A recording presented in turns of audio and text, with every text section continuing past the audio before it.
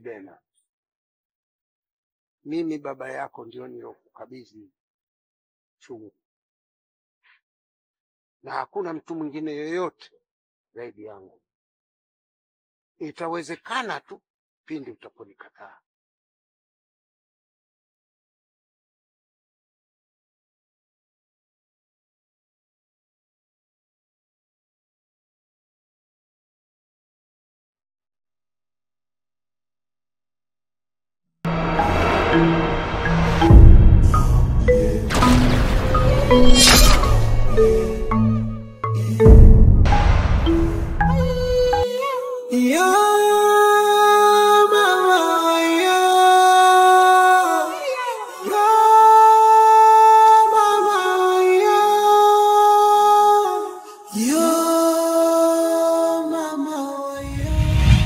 Mbalangolo lili, mbalangolo lili, mbalangolo lili, mbalangolo pano pa nyumba lili, mbalangolo lili, mbalangolo lili, mbalangolo pano pa nyumba.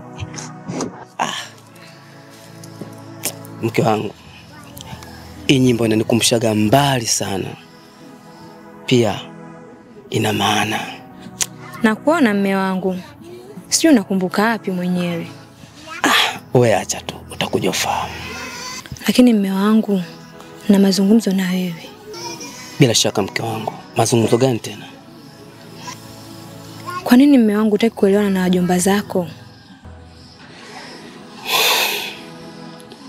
Mke wangu, sio kama sipendi kuwa naye karibu mjomba wangu, lakini vitendo vyake ndio vinanifanya mimi niwe mbali naye.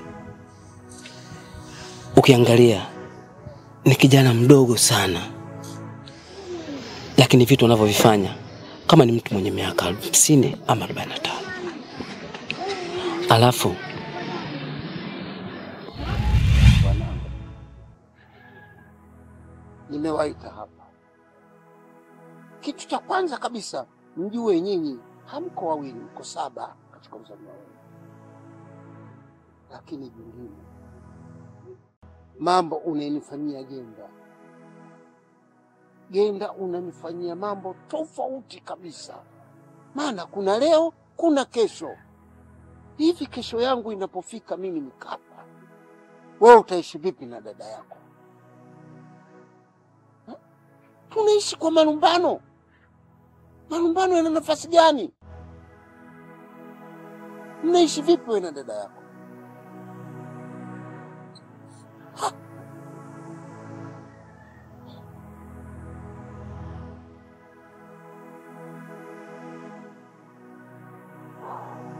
Ndio tumefikia hapa.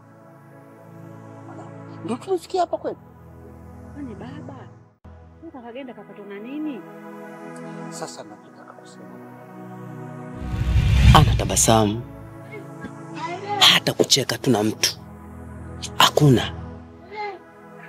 Hivi endapo nikiwa naye karibu kwa jamii ambayo inatuzunguka, mimi watanisi vipi? Lakini mme wangu, wale na watoto wa dada zako. Halafu pia mbona mimi nalala nao vizuri tu? Mimi nadhani tu hamna shida nyinyi kama mkipatana, mkizungumza, au unaogopa kwa sababu wanavaa zile kaniki. Sikia kuambia mke wangu, sijawakataa. Tena nawapenda sana. Isitoshe ni damu yangu. Lakini matendo tu ndio yananifanya mimi niwe mbali naye. Nampenda sana. Hebu muangalie hata mazingira ambayo hebu muangalie hata mazingira aliyokuwa nayo. Ila nikushukuru sana. Kumbe wakati mwingine unawaza jinsi gani nipo mbali na familia yangu. Nakupenda sana. Sawa mme wangu. Lakini naomba tu mpatane. Wanaenda kaendelea na shule yako. Pia nakusifu sana. Kumbe upo pamoja sana familia yangu. Mme wangu bwana. Achemsha basi hiyo miogo. Au nje kusaidia kumenya.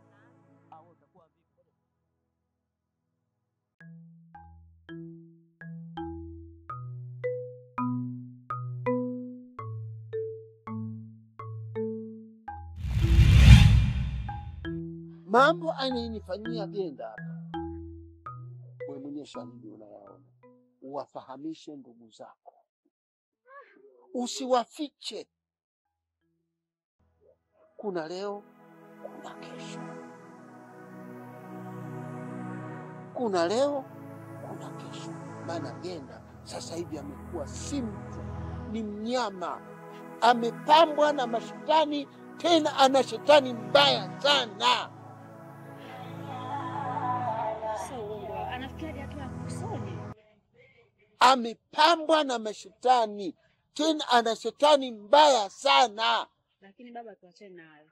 Mimi hizo habari zako kuna leo na kesho, siku kuna kufa, mimi baba mimi sipendi. Mimi bado nakupenda, mimi nakutegemea. Sasa leo kesho tu nakufa, mimi sipendi bwana. Mwanangu, sisi tumekuwa kama jani la mti. Jani linakuwa bichi, linamea, linakuwa na rangi nzuri kabisa, kisha linanyauka. Likishanyauka hatima yake kutoka. Ndipo tulipo sisi.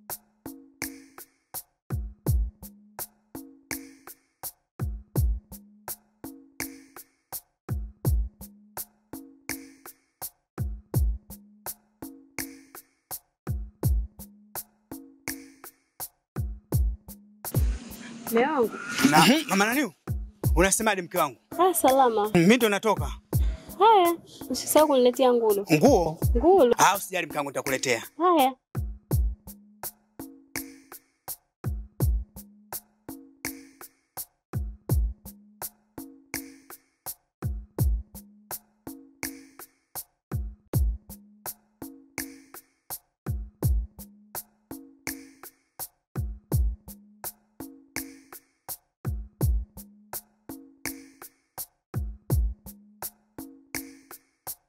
Habari za leo?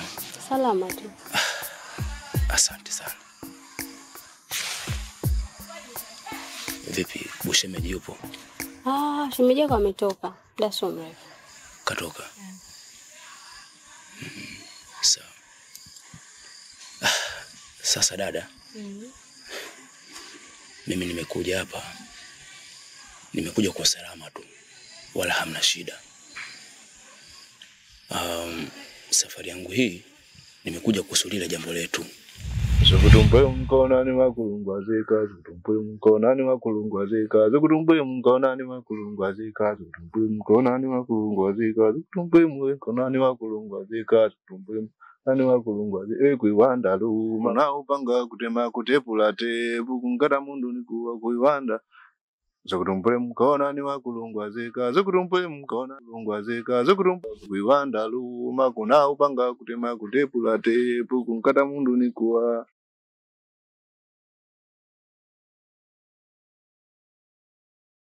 Hivi kaka, hawa watu ambao wanafanya kila siku kazi ya kutwanga hapa nyumbani, hawachukaji au hawana nyumbani kwao na kwao hawatafute?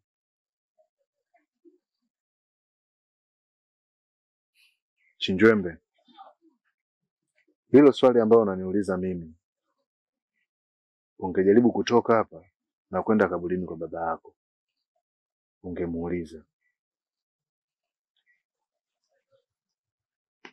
Mimi jukumu langu ni kufuata yale ambayo ameacha baba na si vinginevyo.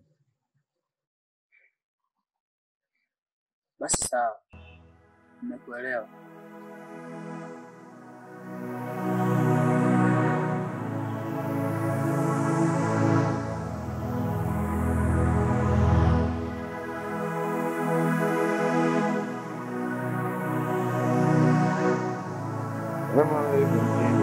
Katukana kukaya ya kuno kula majamana mawini Assalamu alaikum kende katukana kukaya ya. Unanielewa?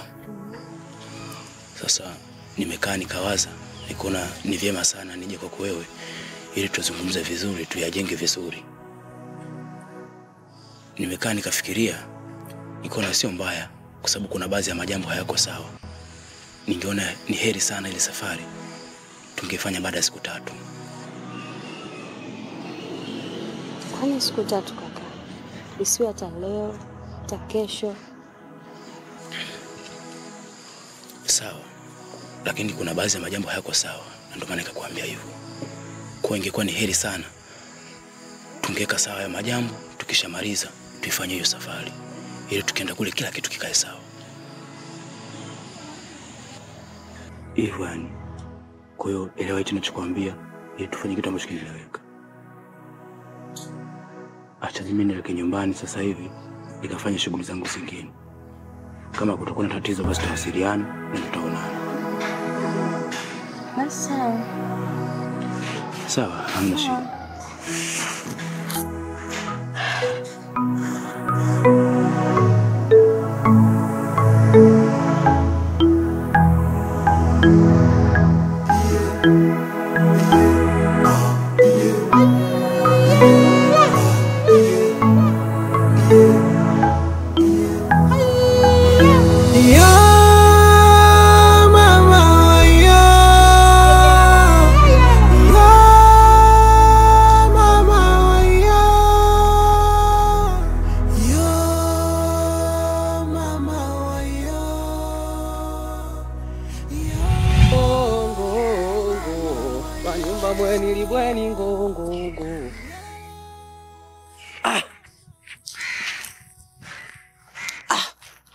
Wow. Shemeji.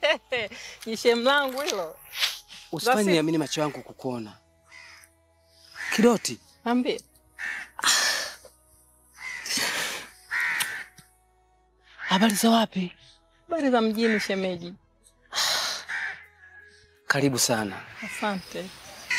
Ila shemeji, mimi nadhani utakuwa ujio wangu unaufahamu. Na si mwingine, ni yule yule. Na ndiye yeye alonileta. Sasa hivi nimekuwa kama kifaranga alokosa mama. Unamaanisha nini? Nimekuwa mpweke katika hiki kijiji. Sababu rafiki yangu hayupo tena katika hiki kijiji. Yupo mjini. Ina maana hata kukuona wewe nimekumbuka mbali sana pindi uko naye. Mke wangu. Kiukweli mimi ili swala sio kwamba nimepuuzia. Nipo nalo vizuri na nalichunguza kwa umakini, isipokuwa utaratibu tu wangu wa kazi umenibana. Na kiukweli tukisema kwamba tusioneshe hali yoyote, kila mmoja atatushangaa. Ila naomba kwamba wewe lifuatilie na mimi baada ya mambo yangu yakikaa vizuri tutakuwa pamoja na hili. Sijui unasemaje mke wangu? Sawa mume wangu. Nimekuelewa. Na pia nilienda kwa kaka, nakutana naye asubuhi anaenda shamba. Nikaongea naye, tukarudi nyumbani. Akanieleza kwamba yaani kiukweli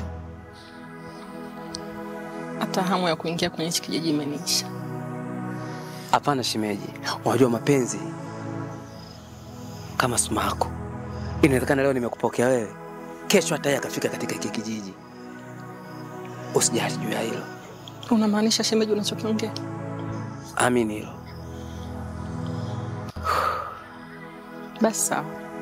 Ila mimi ngoja nifike hapo nyumbani kwao. Huenda kuna taarifa zozote nitazipata zinazomhusu yeye. Inawezekana huenda hata wanawasiliana. Asa haina shida. Lakini kingine, samahani, sasa hivi nimeoa bwana.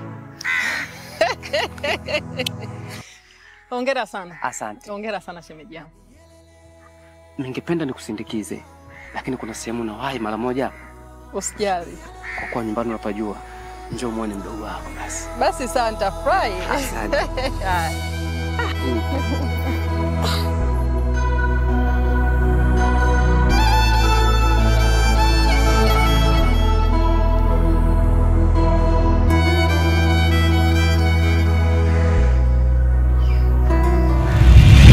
Analishughulikia ile swala. Sasa kwamba bwana Mwamu ile swala analifahamu. Safi sana. Sasa basi, matokeo yote ataleta Mwamu, naomba unishirikishe na mwambie Mwamu nipo naye pamoja. Sawa. Ushanielewa eh? Haya. Kuna lolote lingine? Hamna. acha kwa mimi nikachukue mboga, nitarudi muda si mrefu. Sawa mume wangu. Sitakuletea bolkoni eh? Nini? Bolkoni niletee. Haya, sijali. Kwa hiyo.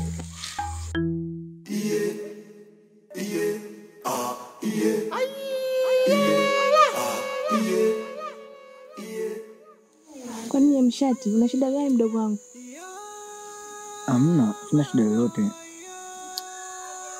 Usi unasema una shida yoyote ile wakati unaumwa. Bora uongee. Bora uongee naye tu wewe kaka. Mimi hata simuelewi.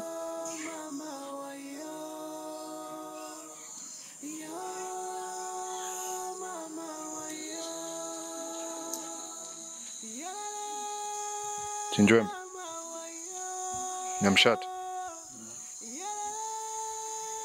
naona ishakuwa mazoea sasa. Nilishawaambia hapa kwangu sheria ni moja tu, Kaniki peke yake, sio wa kiume wala wa kike.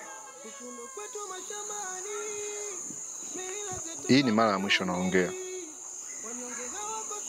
ikijirudia nitayafanya yale ambayo nayafanya kwa watu wengine. Sitojali nyinyi ni akina nani kwangu.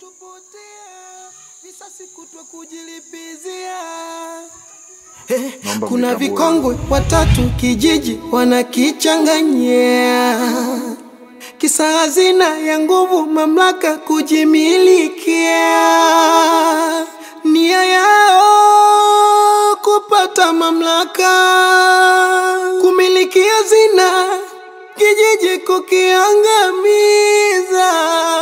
Mapenzi nayo yanalani dunia, alua penzi lake kulichagua, mwisho yanakuja kukataliwa, maguvu yake kuja kuyatumia. Kafika dumba dumba dumba, akamkumba kumba kumba, kayumba yumba yumba yumba, mwisho leo hazina ya kipofu